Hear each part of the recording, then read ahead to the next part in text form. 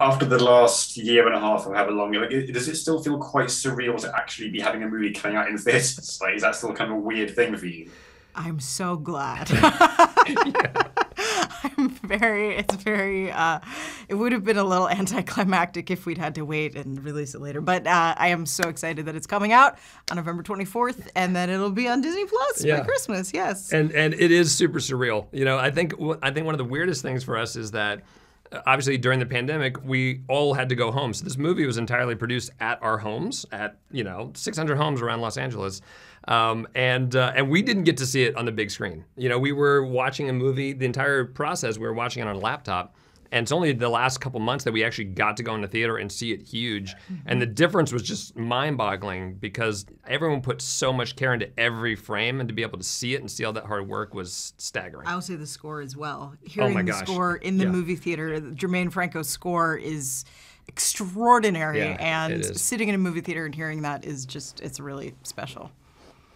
I mean, like getting to see it with a big crowd at the premiere, and like I guess actually getting to see your colleagues for the first time probably quite a long old while. Yes, must have been quite a special experience for you both. So. Oh, for sure, yeah, it was. I mean, yeah, I think that's the other thing is as we're a very collaborative group at Disney Animation, we like hanging out with each other, and we haven't. So actually, it was seeing people like, oh my gosh, I literally haven't seen you in a year and a half. It was super emotional. The premiere was also the first time the cast met each other. That's also true.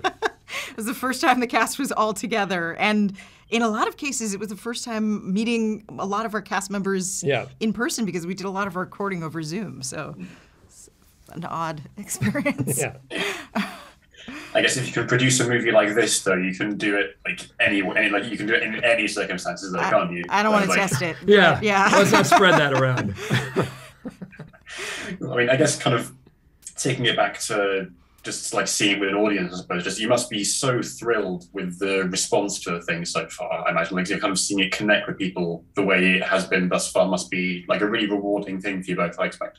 It's really amazing. I was just at a screening in San Francisco on Saturday, and there was children there, and they were so excited. And there was this one man who came up and asked a question, and he was Colombian, and he was just talking about how much the movie meant to him. And I think experiences like that just make this whole thing so worth it. And I'm so excited for it to go out to a larger audience.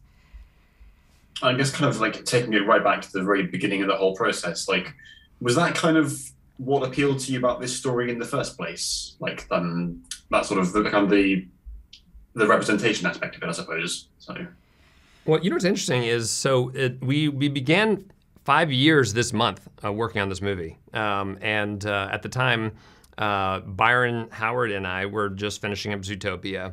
And we love musicals. We're obsessed with musicals. And we're like, we have to do a musical next. And I just finished writing Moana with Lin-Manuel Miranda. And he was like, I want to do a musical, but I want to bring in the music of Latin America. And so the first thing we did was say, that's amazing. Like, where do we set it? What makes sense? What do we want the story to be about?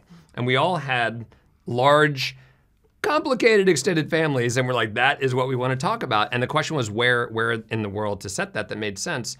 And so knowing that we wanted to bring in, all the music of Latin America and as much culture from Latin America as we could, where was the big question. And so as we were trying to figure that out, we had these very good friends of ours who are from Colombia who kept on saying, you have to look at this country.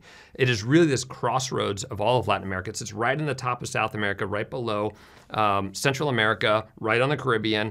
And there's pretty much you can hear the music of the entire continent in this one country. There is this amazing mixing of dance, of architecture, of music, of food, many different cultures. And so to be able to try to bring in as much of that from Latin America was a no-brainer. And then on top of that, it's got the most, it's like the most biodiverse place on the planet and the home of magical realism. And it's definitely a place that I've fallen in love with. And we basically had like 5 years of like a master class that's been really, really an amazing journey for us.